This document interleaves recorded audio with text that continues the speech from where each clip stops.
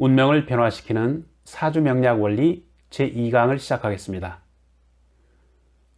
오늘은 명리를 학습하기 위한 여의 총체적 이해에 대해 살펴보는 시간입니다. 먼저 역의 기원에 대해 알아보겠습니다. 역은 고대 동양 문화 사상의 시원이라 할 수 있으며 우주 대자연의 운행 법칙과 생장하고 소멸하는 변화의 원리이자 사회의 진화 법칙을 설명한 심오한 학문으로 간주되고 있습니다. 역은 역경 또는 주역으로서 유교의 중요한 경전의 하나로 인식되었고, 오경 중에서 으뜸의 자리에 놓여 예로부터 왕도학 또는 제왕학의 하나인 어떤 치도의 학문으로서 자리 잡아 왔습니다. 사서 오경에서 사서는 논어, 맹자, 대학, 중용을 말하죠. 그리고 오경은 역경, 시경, 서경, 예기, 춘추를 말합니다. 역은 인간의 기륭과 화복을 논단하는 전복서이자 심오한 철학을 담은 인간의 수양서로서 예로부터 최고의 귀감서로 지칭되어 왔습니다. 역리를 응용한 역술학 전반을 역학이라고 하는데요. 이 역학의 목적은 기륭과 화복을 미리 알아내어 흉한 것은 피하고 길한 것은 취함으로써 주어진 삶을 평안하고 순조롭게 보다 더 행복해지려는 인간의 염원에서 생긴 것으로 볼 수 있습니다. 복희씨가 처음으로 8궤를 나누었다고 하죠. 그렇습니다. 역을 이루는 기본은 8궤라고 할 수 있습니다. 영어로 8 trigrams. 8궤는 이 우주 삼라만상을 형성하는 요소라고 할 수 있습니다. 최초의 무국에서 태극이 생기고 음과 양의가 생기고 사상이 생기고 사상에서 8궤가 나왔습니다. 8궤는 거듭 분화작용을 하여 64궤가 되었고 64궤는 모두 384효로 이루어져 있습니다. 8궤의 창시자는 6천여 년 전, 그러니까 중국의 상고시대 성현으로 추앙받는 태호 복희씨가 일반적인 통설로 되어 있습니다. 복희는 아주 오랜 상고시대에 인간에게 짐승을 사냥하는 법과 땅을 개간하고 가축을 기르고 이 짐승 사육법을 가르치고 음식을 익혀먹는 이 화식하는 법을 가르쳤다고 전해집니다. 또 방위인 동쪽, 서쪽, 남쪽, 북쪽, 동서남북을 정하고 하늘과 땅인 천지, 우레와 바람인 내풍, 물과 불인 수화, 산과 못인 산택을 분리하는 등 인간에게 문명을 열고 지혜를 전수한 위대한 동방의 최고 성인이요 과학자이며, 그리고 사상가로서 인간에게 자연의 이치를 밝힌 동방의 대표적인 예언자이자 문화의 신, 현자로 추존되고 있기도 합니다. 자, 그러면 역의 상수 원리에 대해 살펴보겠습니다. 아주 깊고 심원한 이 우주 사상을 담은 동양 사상이 태동하게 된 발상의 근원은 자연수 발견에서 시작하였으므로 역을 상수의 원리라고도 하는 것입니다. 주역은 의리와 상수라는 이 두 가지의 어떤 전통적인 시각이 공존하고 있습니다. 이 두 양자는 채와 용의 관계로 마치 동전의 양면과 같다고 말할 수 있습니다. 왜냐하면 이 주역의 의리적 해석이 인간 수양과 자연의 변화 원리를 강조했다고 한다면, 주역의 상수적 해석과 또 이로부터 발전된 응용역학은 음양 제2사상을 토대로 이 민간의 삶에 깊게 아주 침투되어서 직간접적으로 우리의 생활과 연관을 맺고 있기 때문입니다. 그러나 현대에 와서 의리 방면에 대한 연구를 중시하는 경향이 있죠. 그래서 주역의 본래 기능이었던 점서, 이 점서보다는 점사의 사상적 해석에 비교적 편중하는 경향을 보이고 있다는 것입니다. 기존의 주역 연구가 주로 의리학에 주안점을 두거나 경서풀이 중심의 어떤 천리적 해석에 그치고 있음을 실감하면서 주역 연구의 또 다른 측면인 이 상수학에 대한 학술적 고찰의 필요성이 그 어느 때보다 절실하다는 생각도 듭니다. 상의, 상의라고 하는 것은 상징 부호인 점선으로 이루어진 괴획, 괴획을 말하며 이 괴마다 대우주와 자연계의 모든 현상과 만물의 추이 관계를 담아서 이 사물이 변화하고 착종하는 법칙을 설명하는 원리를 부호화한 것이 태극, 양의, 사상, 팔괴, 384요를 의미하고 또 나타냅니다. 자, 괴의에 대해 말씀드리면 괴상보다 앞서 발견된 수는 자연수의 발생에서 홀수짝수, 그러니까 기스 우수, 홀수짝수로 교차 생성하는 착종의 과정에 따라서 우주 대자연의 생성 과정을 규명하고 추리하는 이 수리 법칙으로서 현상계에 존재하는 유형과 무형, 유무형의 모든 만물의 동정을 설명하고 있습니다. 자, 음양오행설을 비롯해서 십천간, 12지지, 60화갑자, 60갑자, 이런 그 60갑자의 어떤 창안, 황극경세, 또 원해, 운세법 등으로 발전해 간 이 상수의 원리는 동양의 독특한 우주관과 세계관을 결국 산출해내었고, 이로 인한 정치, 사회, 경제, 문화, 예술 등 이 모든 분야에 걸쳐서 역의 사상은 그 기본적 토대를 형성하는 데 많은 영향을 끼쳤다고 할 수 있습니다. 자, 음양오행설에 대해 살펴보겠습니다.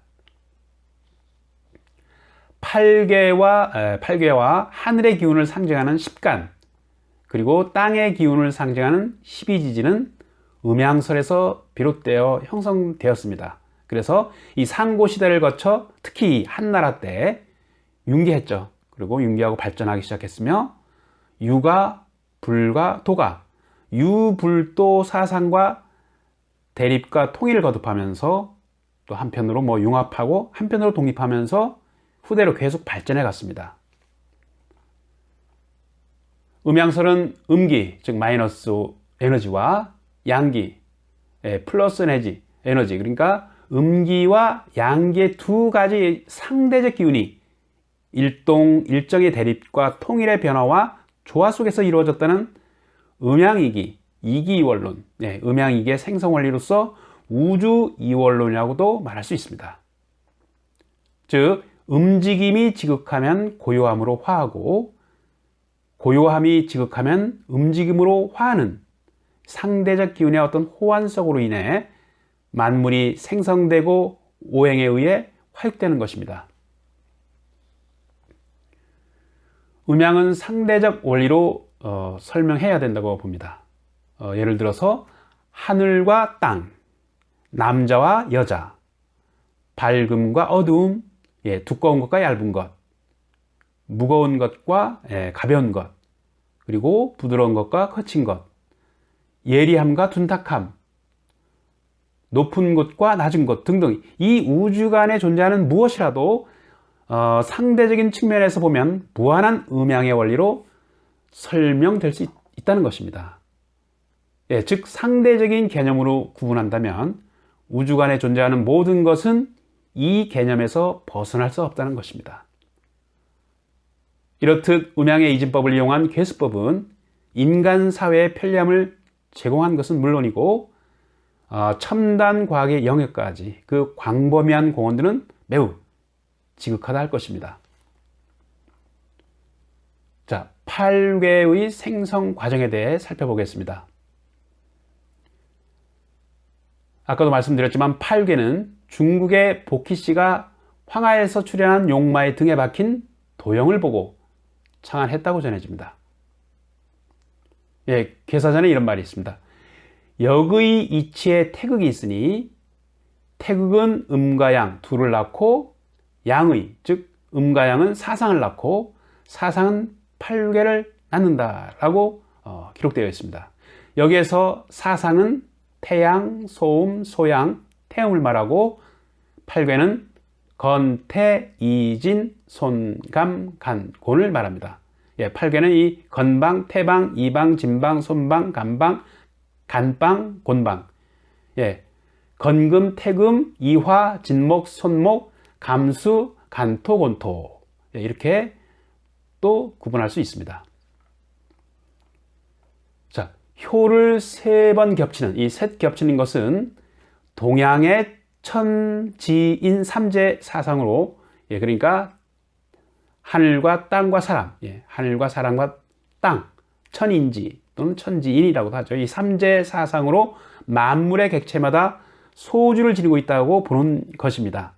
그래서 태극은 천지, 하늘과 땅, 그리고 음양이 갈라지기 이전에 어떤 혼돈한 가운데 움트려는 생성의 기운을 의미합니다. 자, 역의 기원에 대해 살펴보도록 하겠습니다. 역의 기원에 대해서는 여러 가지 설이 있습니다. 하지만 여기에서는 대표적인 몇 가지만 들어보겠습니다. 그러나 어디까지나 설은 설이지 이것을 확정하고 단정할 수는 없습니다. 자, 먼저 서격설, 예, 동화뱀설이죠. 상형문자 날일은 머리 부분, 예, 그리고 네모 안의 점은 눈을 상징하고 아래 물자는 목, 허리, 꼬리, 발을 의미한다고 볼 수 있습니다. 그래서 도마뱀은 보호색을 가지고 있죠. 그래서 변신하며 하루 12시간 이상, 예, 변한다고 하죠. 이렇게 변한다는 의미로 역이라고 한 것이며 변화무쌍한 인생 행로를 아주 정교하고 세밀하게 한 이 통변의 원리로 밝힌 것이다, 이렇게 말할 수 있는 것입니다. 자, 어쨌든 서격설은 이 도마뱀설, 도마뱀의 형상을 본따서 변한다는 그런 뜻을 가지고 역이라는 글자가 나왔다, 이렇게 보는 설입니다. 그리고 일월설, 일월설, 일과 월을 나란히 하면 밝을 명자가 됩니다. 날일은 이 양이고 달월, 즉 달은 음을 상징합니다. 따라서 일과 월은 음양의 대표적인 상징이지만 일월설은 문짝적으로 볼 때 어느 정도 불균형의 요소가 있다고 보는 설의 하나입니다. 그리고 일경 관축설이 있습니다. 예, 날씨의 관축으로부터 역이라는 문자가 생겨났다는 설이죠. 위는 일, 아래는 물, 그래서 즉 뭐뭐하지 말라는 뜻으로 이 날씨의 변화에 따라 깃발의 어떤 표식을 해놓은 곳으로부터 유래했다고 보는 설입니다. 자, 이번에는 역의 저자에 대해 살펴보도록 하겠습니다. 역의 저자에 대해서는 역사적인 사료나 문헌에서 확실하게 밝혀지지 않고 있는 것이 현실입니다. 주례에 태복 삼형이란 말이 나옵니다. 이것은 1연산, 2귀장, 3주역이란 또 기록이 보입니다. 후한 시대의 정현이라는 사람이 정현이라는 사람이 역을 찬하길, 연산이란 산이 연이어 있다는 의미로 하나라 때에는 팔괘에서 간을 머리꾀로 삼았기 때문에 연산이라 한 것이고, 귀장이란 글자의 함의대로 돌아가 멈춘다, 예, 돌아가 멈춘다는 의미로 귀장이라 한 것이고, 주역이란 주대의 역이란 뜻으로 인간의 운명과 그리고 천지대전의 현상은 고정되고 불변하는 것이 아니라 늘상 바뀌고 바뀐다 하여 역이라 하였다고 하는 기록도 있습니다. 예, 다음으로는 일반적으로 인식되고 있는 역의 저자는 이 한서 예문지에 이런 말이 있습니다. 역도 심의 인갱 삼성 세력 삼고라고 하여 상고시대, 그러니까 상고의 복희와 중고시대, 중고의 주문왕, 그리고 하고시대, 하고의 공제에 의해 이루어졌다, 이렇게 나와 있습니다. 자, 복희는 팔괘를 그리고 주문왕이 괴사를 짓고 그 아들 무왕단이 효사를 부수하여 술작하였고, 여기에다 공자가 시빅을 붙여 주역을 완성했다고 전해집니다. 총체적으로 말씀드리자면 역은 결코 어느 한 시대에 만들어진 것이 아니라 오랜 태고 시대부터 역사를 거듭해 오면서 수많은 선철들의 손을 거쳐서 이루어진 것이라고 볼 수 있는 것입니다. 오늘 운명을 변화시키는 사주 명리학 원리 제2강은 여기서 마무리하도록 하겠습니다. 저는 다시 제3강에서 뵙도록 하겠습니다. 소중한 시간 경청해 주셔서 감사합니다. 행복한 시간 되십시오.